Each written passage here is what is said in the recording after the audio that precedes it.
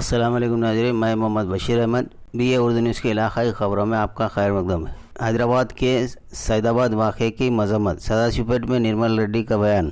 सदाशिवपेट में मुल्क में जिनाकारी और हलाकतों पर इज़हार तशवीश करते हुए सिद्धापुर यूथ फेडरेशन के मिस्टर मोहम्मद अयूब पाशा की ज़ेर क़ियादत एक रैली निकाली गई।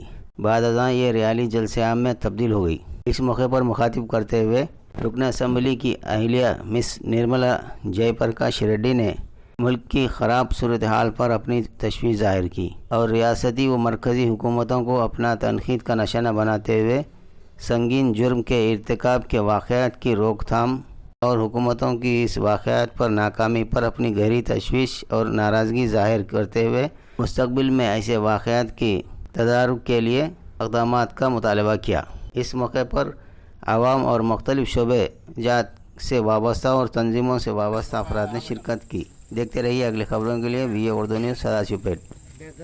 మహానగరమైన హైదరాబాద్ పట్టణంలో సైదాబాద్ ఏరియాలో జరగరాని వినరాని ఘటన జరిగింది.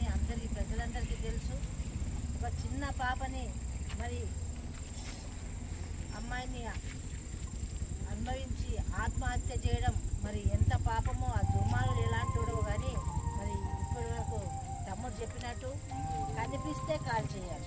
అట్లయితేనే ముంగట కూడా ఎవరైనా చేయడానికి కూడా ధైర్యం కాదు. ఎందుకంటే ఆడపిల్ల అంటే అంత అలసు కాదు. ఆడది అంటే ఒక ఆదశక్తి విధంగా చూడాలే కానీ ఎట్టంటే అట్లా ఇది చేస్తే మరి ప్రజల్లో ఇది నిజంగా భయభ్రాంతులు కల్పించే సమస్య. దీన్ని గవర్నమెంట్ దృష్టికి తీసుకొని మరి ఇప్పటి వరకు కూడా ఇప్పుడున్న ప్రభుత్వ నాయకులు ఒక్కరు కూడా తల్లిదండ్రులను పరామర్శించిన దాఖలా లేదు. మరి ఎంత ఘోరం జరుగుతుంది, రాష్ట్రం ఏమవుతుంది, రాష్ట్రంలో పరిపాలన ఎక్కడుంది అనేది మన అందరూ కూడా తెలుస్తుంది. కాబట్టి ఇలా ఊరుకుంటే కాదు, ఒకరి జరిగిందంటే మన ఇంట్లో జరిగిన అన్నట్టుగానే మనము అనుకొని మరి దీన్ని ఖండిస్తున్నాం.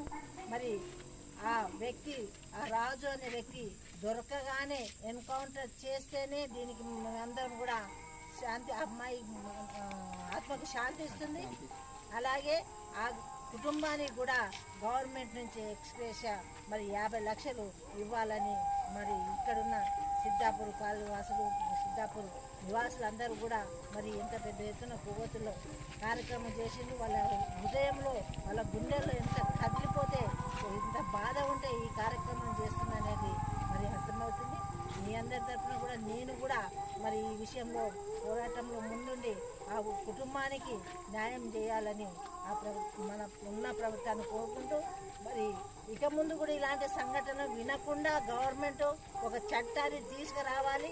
ఆ చట్ట విధంగా ప్రతి ఒక్కరు కూడా భయం వచ్చేటట్టుగా, జల్లు అనేటట్టుగా అట్లాంటి మన చట్టంలో ఒక తీసుకొస్తేనే కానీ ఇలాంటి అరాచకాలు మరి నిర్మూలించలేము.